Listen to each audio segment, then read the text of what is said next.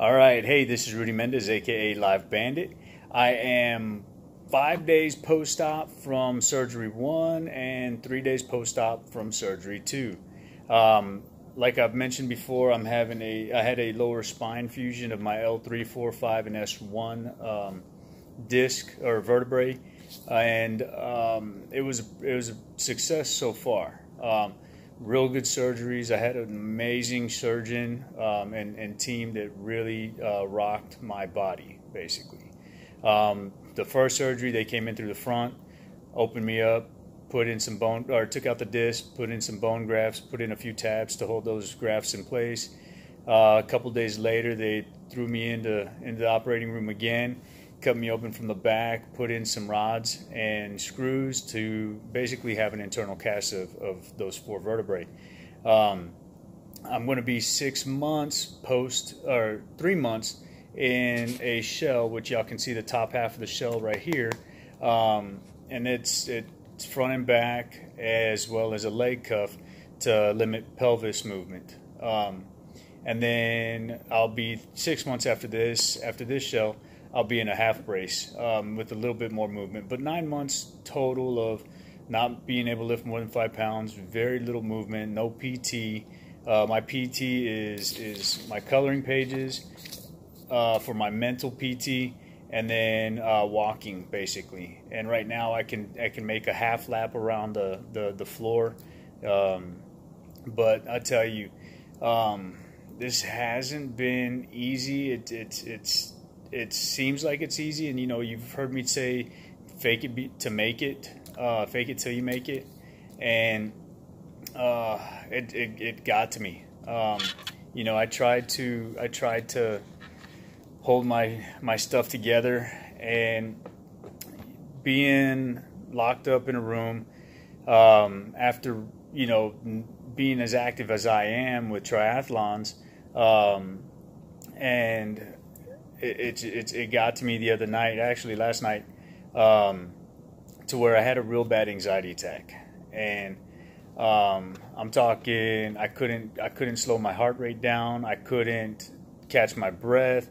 I felt like my head was just moving around because of how hard my heart was beating, and I couldn't sit still in the chair, and I was just freaking the shit out, and I freaked out to where, I threw my plate, I threw my stuff that was on my little table here, I threw everything that was on my bed. I had a really bad meltdown.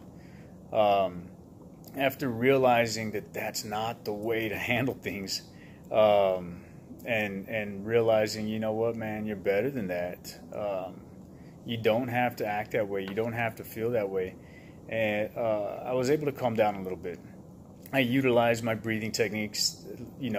I breathe in and out of my nose only, and I count to 10. And as long as I have an unobstructed thought of just counting, I breathe in 1, out 2, in 3, out 4. As long as I don't think about anything else other than the numbers and breathing in and out. If I do think about something else, then I start over, and then I get to 10, and I start over from 1 to 10, 1 to 10, as long as I only think about breathing and the number, not anything else. If I start breathing and I'm on 6, and let's just say it's like, man, I shouldn't have thrown my plate, then I start back at 1. I don't continue. And it's just a method that I've used over the past couple of years in order to help out with that anxiety, and just really grounding myself in the moment. Really just kind of almost blanking out so that I can capture now. So I use my breathing techniques.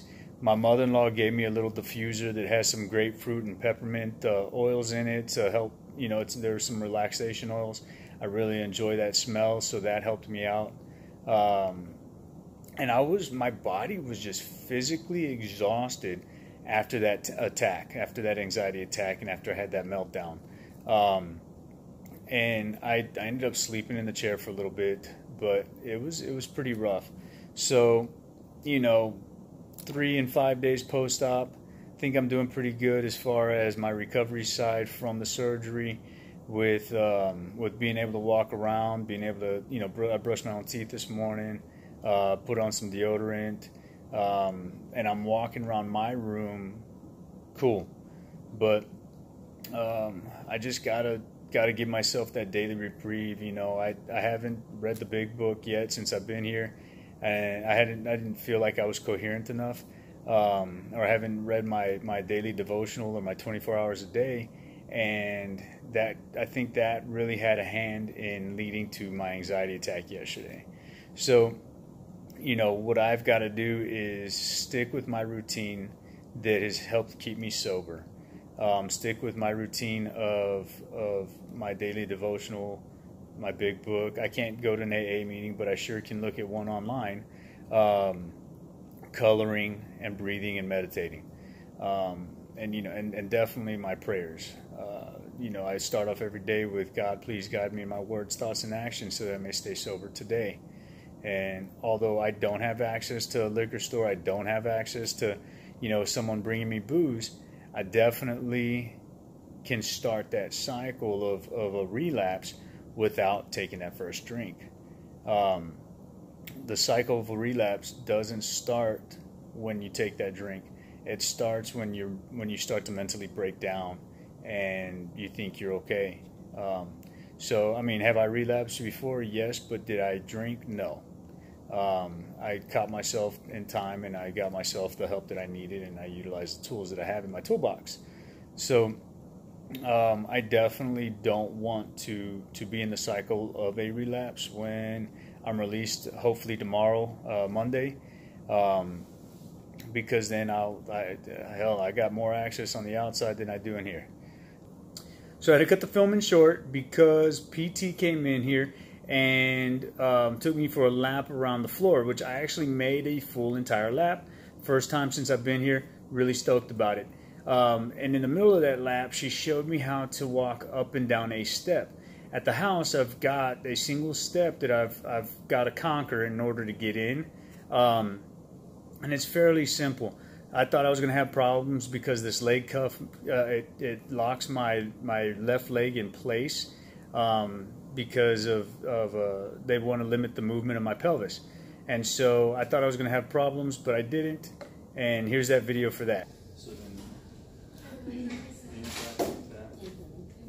because you'll have your roll later. We're going to bring that up there. We're going to lock out the brakes. okay, Go up on that right.